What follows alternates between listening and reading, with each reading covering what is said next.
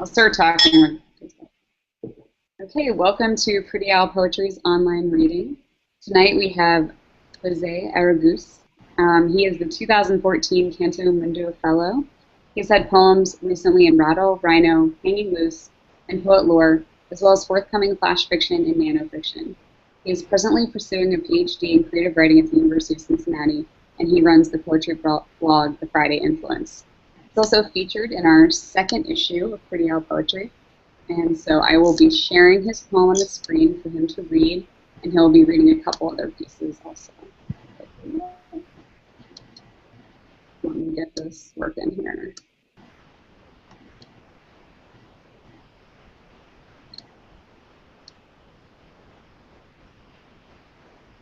You guys see that? Yep. All right, whenever you're ready, Jose. All right, that works. So the piece in Pretty Owl Poetry is called Stream.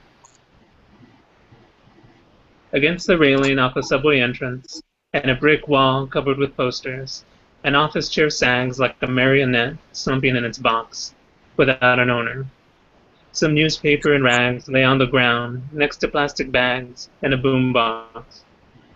I see all this as I walk and almost trip on the curb, split seconds between me and brushes into other people. A geometry of steps I take without thinking, a dance of avoiding one another so that we pass unscathed, ears on cell phones, eyes and fingers on the tiny screens of computers small enough to fit in a back pocket. The lights of the city glow neon, phosphorescent like the moon when it's full, and the clouds have no choice but to be bathed in mercury, that fluid fevers cannot hide from, pushed on by our heat, like electricity in the veins of each building, like waste and water in the pipes underneath us, pipes we walk over unaware, as we pass each other unaware, nearly kiss and kill one another. I'm gonna stop because I'm hearing a loop of myself. Oh, okay. Let me try muting some people. Maybe that'll help.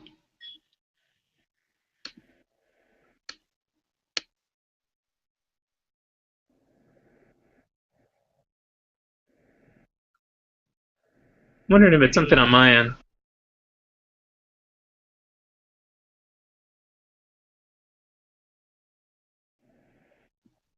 You could always try turning down your sound. That sometimes helps. Okay.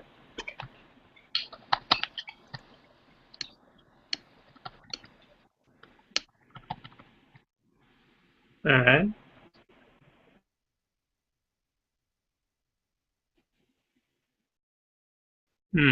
Talk to me. Okay, good. Is it still doing that? No, it's not. Okay, it must just be muting. So let me do that again, and we'll be good to go. No, you can reread too. It's fine. This will get edited out in post.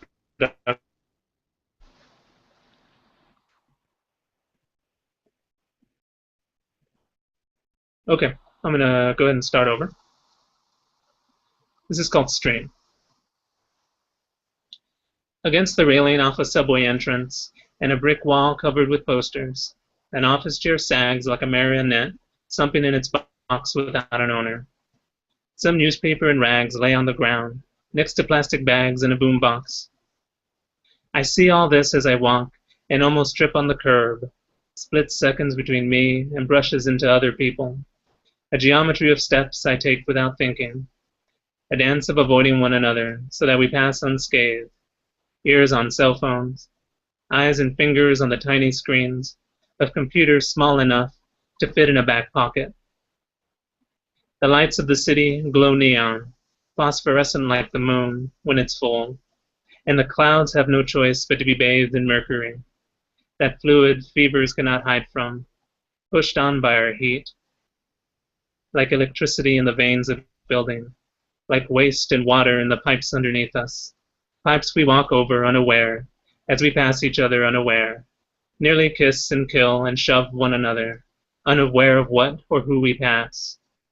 What an empty chair might mean, what a passing glance could do to the world it takes in.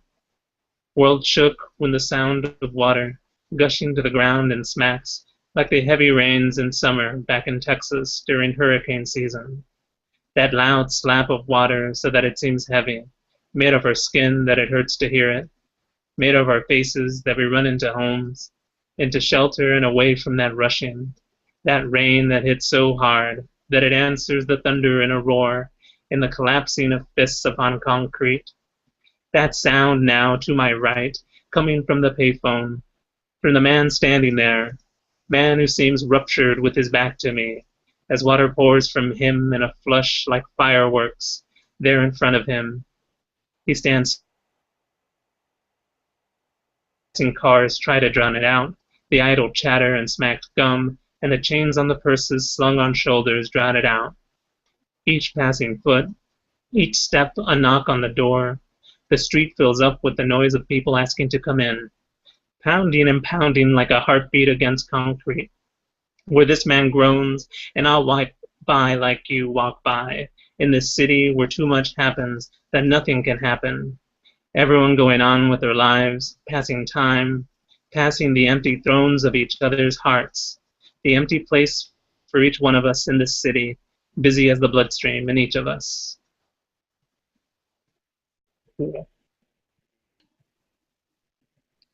So, Thank you. oh, thank you. Sorry for the interruption. No, this gives readings a whole new vibe. I'm with it. So the next poem I'm going to read is from the same time in my life. And so the city in question in the in-stream is New York City. And it's very much, these two pieces are very much young man's kind of pieces. So this is kind of the portrait of an artist as a young man that I was. And I'm embarrassed to have been, but here he is. This piece is called Letter to Rainer Maria Rilke from New York City.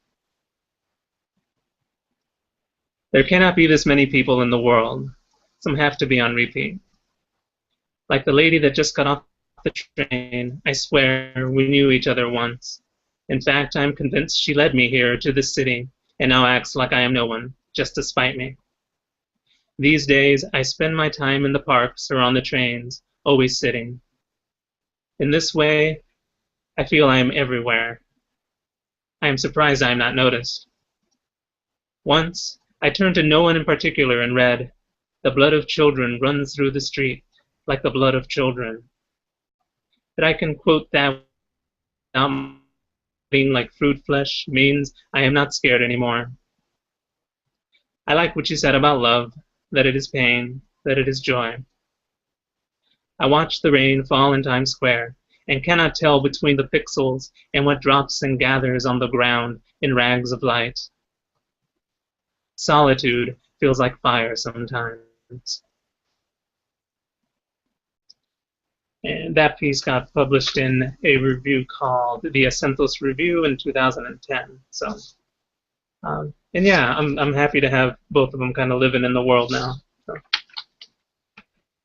And the last piece I have selected is from a chapbook, a digital chapbook just out now from Right Hand Pointing, called Nous, an Introduction. And I picked out the word nous out of a dictionary of obscure and forgotten words. And I'm not even sure if I'm pronouncing it right. Nous has several definitions from the Greek down to the Egyptian, and I went with the Egyptian definition of a kind of shrine that was kept in a pharaoh's tomb. So for something personal. So each little poem, like the persona, is not so much a character as it is a fulcrum with which to expound upon things. I don't know. It got me writing, and so there's a chapbook out with it. So the poem I have picked out to read is called Nous in the Spirit Picture. And yeah, if I'll ask the four or the three, do you guys know what spirit pictures are? So there's the old photographs you find in like thrift stores where it's a photo and then over like a field, and then you'll see the image of someone superimposed right over a plot of land, and it's supposed to be where they're buried. So there's the spirit of it. So that's where I got the impetus for this. Now some of the spirit picture. His face catches across the black and white photo. This same house, blurred, kin crowded around a young elm tree. The faint gray of a girl over the spot where her body is buried. He knows were he to hold it, the paper fixed in the frame would be soft. Should he stand out by the elm tree, he would look up and see stars. Thank you.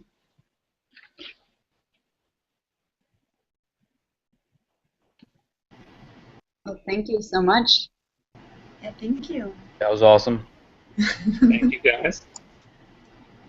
So this is the part of the show, I guess, where we all ask a couple questions. So I guess I can get things moving here. I'm curious. I always ask questions about form because I'm sort of interested in that. But I didn't get to see the other two and just heard them more verbally. But I was interested in, stream and how that form took shape with the limited punctuation and kind of run-on sentences. And did you pick the form in advance, or was that something that happened as you were writing? Well, form has been around since 2006, I believe, and it started off in lines. And yeah, I'm glad you're asking about form because I spend a lot of my time thinking about formal concerns and how they lead to things. And so, yeah, like I said, it started off in lines. I was in an MFA program in New York, and I just wasn't happy with it. My MFA thesis is filled with poems, and I'm just like, I tried to, maybe 3 years after I was done with it, I took on my thesis and I started reading poems out loud, and I couldn't get through them, just the breath. I mean, you look at on the screen, stream just kind of goes.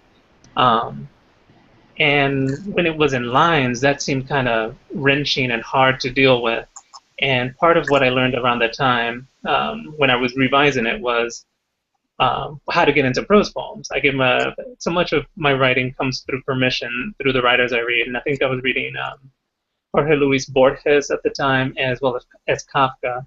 And so both of them, I mean, Borges claims Kafka as his influence. And so they deal in these very long sentences. And I got really into that. And so reading them, and also Borges at one point has an introduction to one of his books. He talks about some of these poems are in lines, some of these poems are in fables, and people would dispute what I see them, or me calling them poems. But he said, I see them all as poems. And I said, oh, well, if he can do that, I'm going to do that. So I took and started lineating them when the line didn't make sense. Part of what went into that process is I did a lot of reading in a lot of metered verse. I read John Donne, read a lot of Shakespeare, did my best to kind of, scan, count on my fingers. And while I couldn't emulate it in my own writing too successfully, I realized I learned something about the measure of a line and when something feels right. You read a Robert Frost line and he's just got it down pat. And I don't know, you hear it and you're like, oh, there must be some trick, but it's usually just straight iambic pentameter, and you're like, how does he do that? So just kind of obsessing and reading very close metered poems led me to prose and vice versa, like they fed each other. So Stream specifically had so much like scaffolding around it as well, so when I gave over to the idea of it being called Stream, I was like, well, obviously I need to make it these long lines, and it should be this paragraph, so it all kind of came and conceptually melded, and took a couple years because, well, I'm slow, so. Yeah, it does sort of, the title definitely reflects the form, I think. Yeah. My other question for you is not about the poem specifically, but I'm sort of curious because I looked up your background a little bit, and you have your BA in creative writing, and you have an MFA in creative writing, and now you're getting a PhD in creative writing, which, oftentimes people stop at the MFA. And so I was curious, it seems like this is something you've always known you wanted to pursue, writing. And what made you pursue the PhD?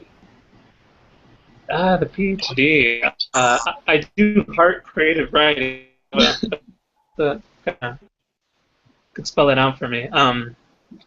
Let's see. I finished the MFA in 2007. I went to NYU, and it was rough. It was, I don't know. I was young. Nope, it gets frozen a little bit. It's tough. Um, yeah, the city was tough. I worked at a coffee shop and at Grand Central Station. I woke up at 5:30 or at 4 in the morning to be there at 5:30. The classes were at night. So anyway, I was kind of Yeah. a mess. And I left there more convinced than ever that my poetry didn't matter. Poetry mattered. So that was kind of the big lesson. And so I spent about 6 years just working retail jobs, coffee shop jobs. I was kind of in a rough relationship as well. And it just kind of strong.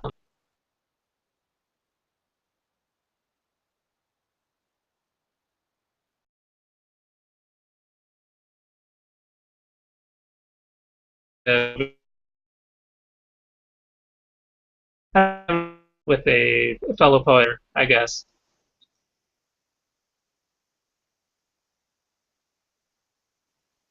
Are you still there? And so I'm just kind of moving on, working at a bookstore. Oh, could you not hear me? Or... No, no, we couldn't. Sorry. Oh, it's okay. I can pick up wherever. I was kind of rambling. I'm gonna mute myself just to see if that helps. Hmm. All right, try two. The PhD program. Oh, who's there? Oh, there's Gordon.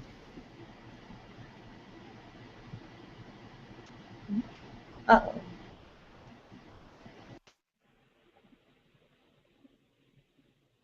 Major technical difficulties. I'm gonna edit my answer real quick. All right. Are our pictures freezing up for you at all, or?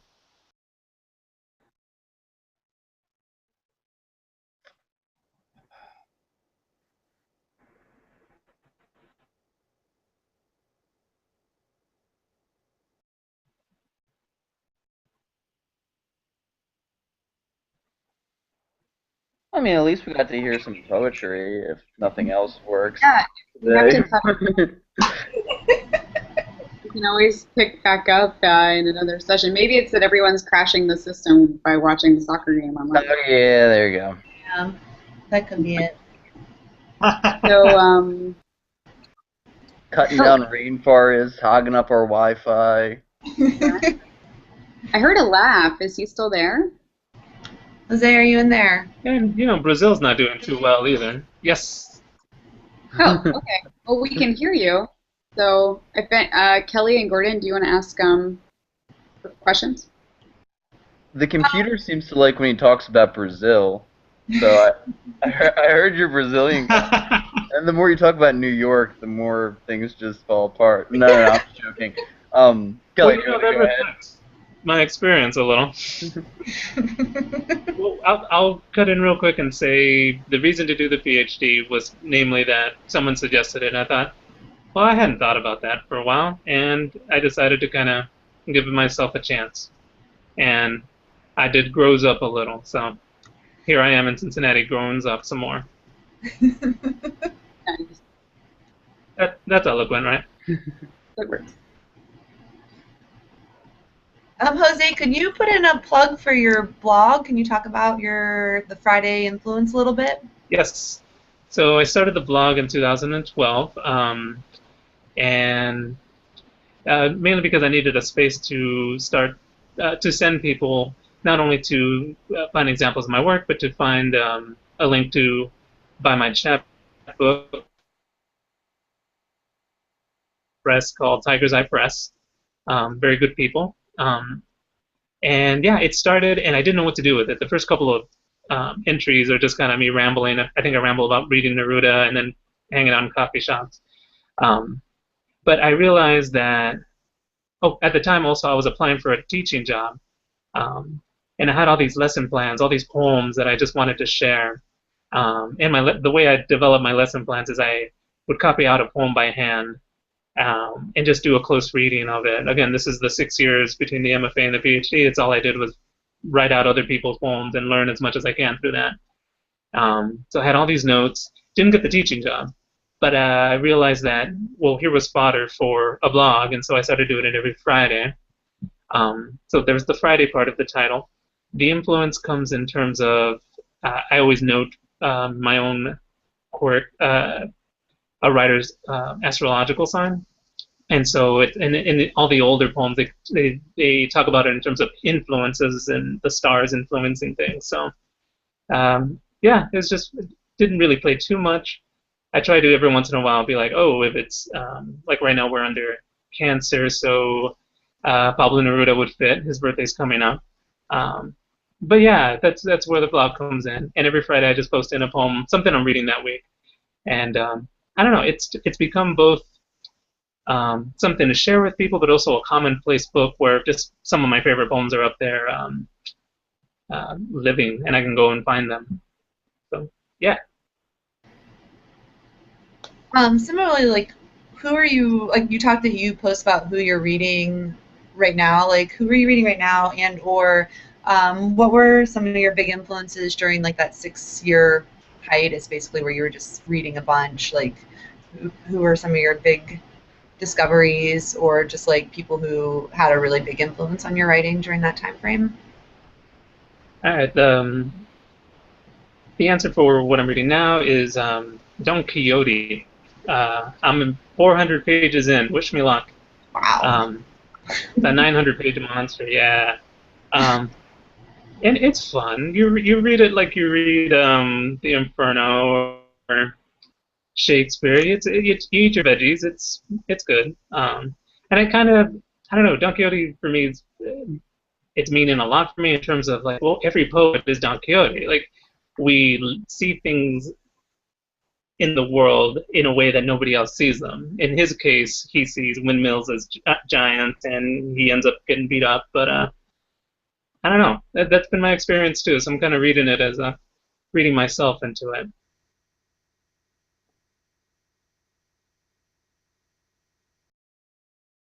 Seven years. Cool. Rainer Rilke, obviously, he was in the poem. Jack Gilbert's meant a lot.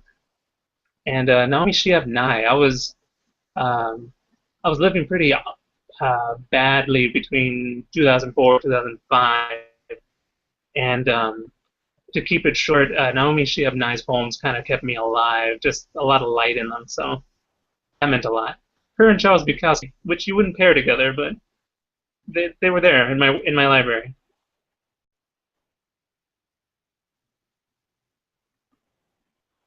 This is cool. We're like getting to see the poets that construct the poet, your constellation of poets or what have you. Yeah.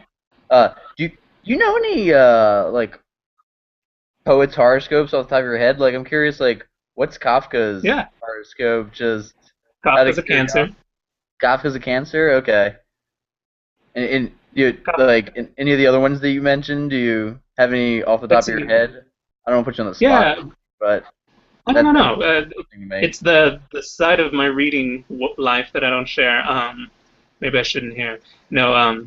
See, Rainer Rilke's a Sagittarius, and Sagittarius are just like, it's a fire sign, so they're just like bright and blazing, brilliant. Voltaire is another Sagittarius, so like Voltaire did like philosophy as well as stories and plays, so like unstoppable. Who did I mention? Jack Gilbert is an Aquarius, and that surprised me because I thought pretty sure the way he wrote about food he was a Taurus, but he's an Aquarius, and Aquarius is who else is in that camp? A. Milne, the guy who wrote Winnie the Pooh, is also an Aquarius, so that's also in my head, association-wise.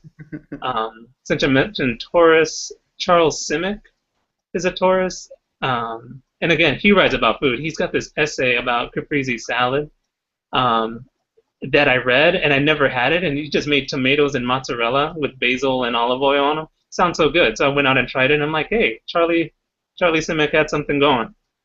Who else did I mention? Borges, he's a Virgo. I'm a Virgo. So guys who like the library tend to be Virgos. Charles Wright is a Virgo, our current poet laureate. And what I love about Charles Wright is he's quoted as saying he's the only Southerner who can't tell you a story. And that's such a Virgo statement. We are self-deprecation. Yeah, modesty, you gotta cover up yeah.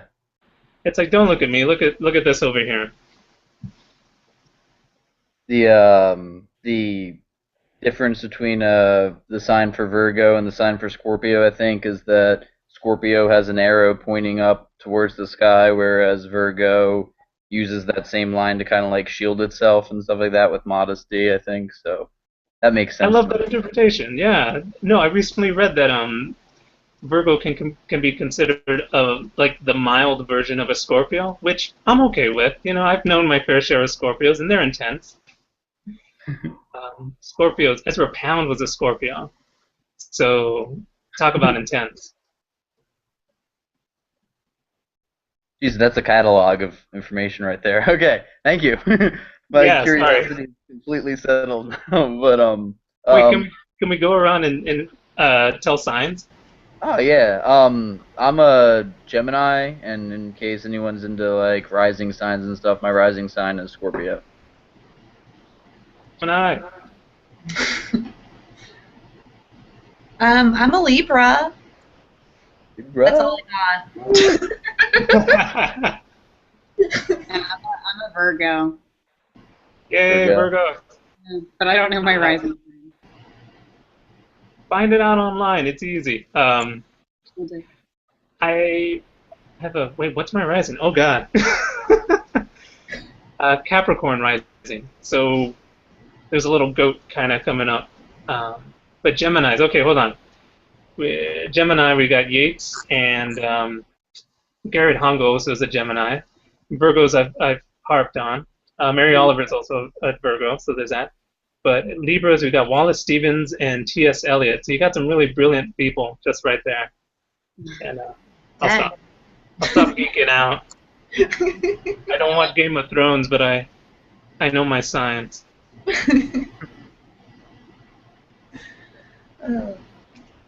That's awesome. Yeah.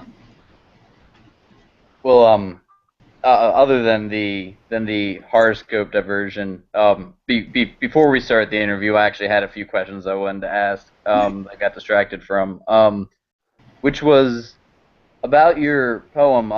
I was really intrigued by what you had to say about it, starting off as broken up into lines, just because, as Rose said, the title and the stream of consciousness or style seem so ingrained with each other. But the images they jump around like crazy. You'll have the moon, and then you'll have Mercury, and then you'll have a fever, and then you'll have the electrical veins inside of buildings and stuff like that. But what I feel ties it all together is like a melody, and you even referred to it as my song right there. You said, did anyone hear my song? So how important is lyricism, I guess, and melody, and how much does that play into your writing process? No, good question. Yeah, lyricism is kind of where it's at. I'm getting into more and more into kind of doing flash fiction and things like that, and I'm more drawn towards writers who, prose or otherwise, who kind of the voice will draw you in.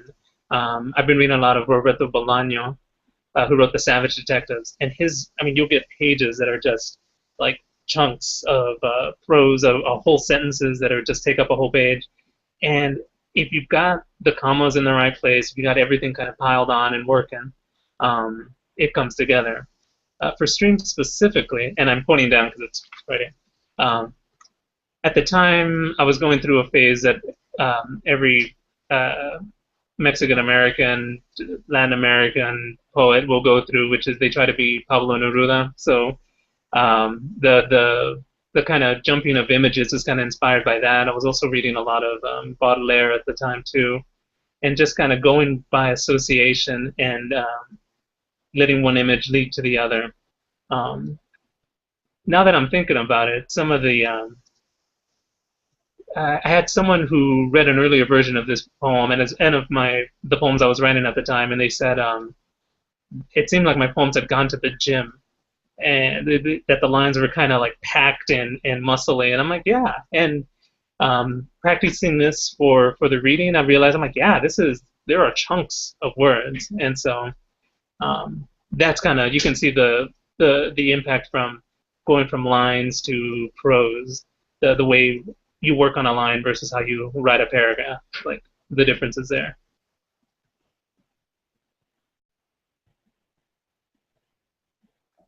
I was muted. All right. Awesome is what I said, but okay. Well, that's cool. Yeah. I think everyone else is muted too, guys. Hey. Does anyone else have questions, or Jose, do you have anything else to say? Where is everybody? I'm wondering. We're here. Oh no, Oh, I mean, yeah, physically. I live in Princeton, New Jersey, but I'm originally from Western Pennsylvania. And I live in Pittsburgh, and pretty much from this area-ish, so. I'm a Philadelphian, born and raised, but I hung out in Pittsburgh for a while, which is how I met these guys, so yeah. Yeah, we're all hanging out in Pittsburgh. Excellent. Well, hanging out's done a lot of good for you, so very cool. Well, thanks again for submitting to our journal, and we're really happy that you were able to do this with us and chat a little more. Oh no, thank you for the invite and for it's been fun sending people there and reading what you guys have published so far. So I look forward to reading more. Well, great. Thank you. Cool. Thank you. Thank you. All right. Thanks, everybody. I'll stop this now.